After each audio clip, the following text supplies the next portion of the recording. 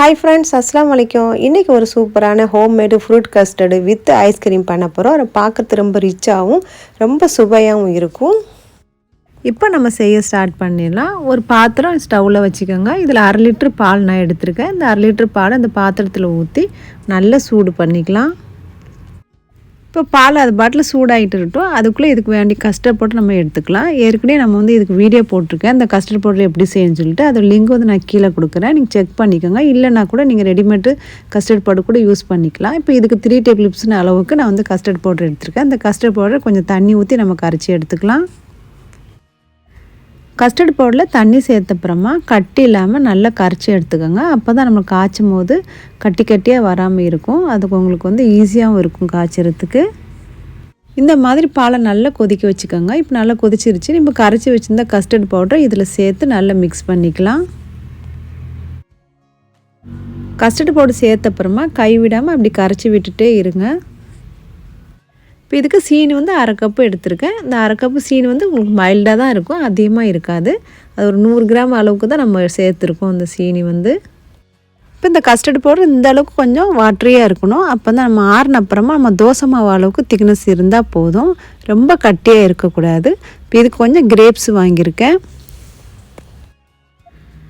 இப்போ இது கூட கொஞ்சம் பேரிக்காவும் நான் எடுத்திருக்கேன். ஒரே ஒரு ஆப்பிளும் எடுத்திருக்கேன். இதோட கொஞ்சம் ஸ்ட்ராபெரி நான் எடுத்திருக்கோம். இப்போ 3 பழங்கள், மொத்தம் 4 பழங்கள் எடுத்திருக்கேன். உங்களுக்கு பிடித்தமான பழங்கள் நீங்கள் எடுத்துக்கோங்க. இப்போ இதுதான் வேணும்னு சொல்லிட்டு இல்லை, இதுக்கு அளவுலாம் இல்லை, உங்களுக்கு தேவையான அளவுக்கு நீங்கள் யூஸ் பண்ணிக்கோங்க. இப்போ எல்லாமே நான் கட் பண்ணி எடுத்துகிட்டு வந்துட்டேன். கிரேப்ஸ் மட்டும் கழுவி எடுத்துகிட்டு வந்துட்டேன். Grapes cut பண்ணிடல. ஸ்ட்ராபெரி மட்டும் 2 கட் பண்ணி வச்சுருக்கேன். இப்போ இது கூடயே நம்ம பிஸ்கட் எடுத்துருக்கோம். நீங்கள் கோதுமை பிஸ்கட்டு இல்லைன்னா இந்த மாதிரி நல்லா கிரான்ச்சியாக இருக்கிற மாதிரி முறுமுறுப்பான பிஸ்கட் மாதிரி எடுத்துக்கோங்க. இப்போ எல்லாம் ரெடி பண்ணி வச்சாச்சு. கஸ்டர்டை நல்லா ஆற விட்டு கூல் பண்ணிக்கோங்க. இல்லைன்னா நீங்கள் ஃப்ரிட்ஜில் கூட வச்சு நல்லா கூலிங்காக கூட யூஸ் பண்ணிக்கலாம். இப்போ நான் ஆற வச்சு தான் எடுத்துகிட்டு வந்திருக்கேன். இப்போ பிளேட்டிங் பண்ணிக்கலாம். இப்போ ஃபஸ்ட்டு நம்ம பிஸ்கட் வச்சுக்கலாம். பிஸ்கட் வச்ச அப்புறமா இதுக்கு மேலே நீங்கள் கஸ்டர்ட், நம்ம காய்ச்சி வச்சுருந்த கஸ்டர்டை இது மேலே அப்படியே ஊற்றிக்கோங்க. ஊற்றின அப்புறமா இது நம்ம கட் பண்ணி வச்சுருந்த பழங்கள் எல்லாத்தையுமே இது மேலே சேர்த்துடலாம். சேர்த்துட்டு அதுக்கப்புறமா நம்ம இதுக்கு மேலே இன்னும் கொஞ்சம் கஸ்டர்டு சேர்த்துக்கோங்க. கஸ்டர்டு சேர்த்தப்புறமா நம்ம ஐஸ்கிரீம் இதுக்கு வைக்க போகிறோம். ஒரு சின்ன குறிப்பு, உங்களுக்கு ஐஸ்கிரீம் எடுக்கும் போது ஒரு வெந்நி தண்ணி கொஞ்சம் லைட்டாக சூடு பண்ணி இந்த மாதிரி வச்சுக்கோங்க. இப்போ ஐஸ்கிரீமோட ஸ்கூப்பு நீங்கள் இந்த மாதிரி வெந்நியில் போட்டு ஒரு தடவை நீங்கள் ஐஸ்கிரீம் எடுக்கும் போது ஸ்கூப்பில் ஒட்டவே ஒட்டாது, நீட்டாக எடுக்கிறது ஈஸியாக வரும். உங்களுக்கு அழகாக ரவுண்டாகவும் உருண்டையாகவும் கிடைக்கும். நீங்கள் ட்ரை பண்ணி பாருங்கள், ரொம்ப நல்லாயிருக்கும். இப்போ உங்களுக்கு பிடித்தமான எத்தனை ஸ்கூப் வேணுமோ அத்தனை நீங்கள் ஐஸ்கிரீம் வச்சுக்கலாம்.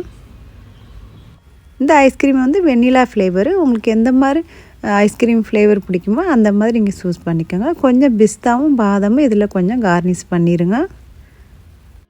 இப்போ இதுக்கு மேலே கட் பண்ணி வச்சுருந்த ஸ்ட்ராபெரி வச்சுக்கலாம். இந்த அருமையான டெசர்ட் நீங்கள் கண்டிப்பாக செஞ்சு பாருங்கள். ரொம்ப ரிச்சாகவும் ரொம்ப டேஸ்டியாகவும் இருக்கும். வெண்ணிலா ஐஸ்கிரீம், ஸ்ட்ராபெரி ஐஸ்கிரீம் எப்படி செய்யணும்னு சொல்லிட்டு நான் வீடியோ போட்டிருக்கேன். அதோட லிங்க் நான் கீழே கொடுக்குறேன், வேணும்னா நீங்கள் செக் பண்ணிக்கோங்க.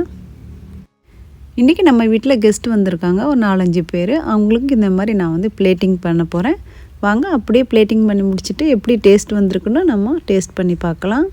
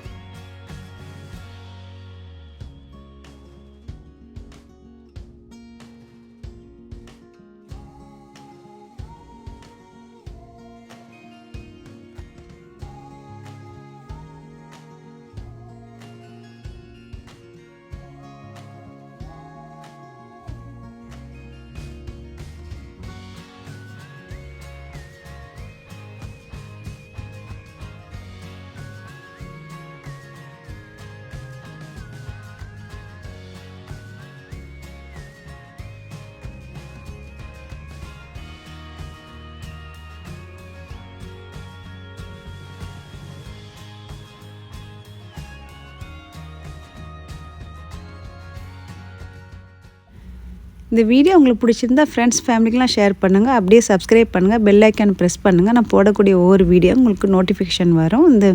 மீண்டும் அடுத்த வீடியோ சந்திப்போம். தேங்க்ஸ் ஃபார் வாட்சிங் ஃப்ரெண்ட்ஸ்.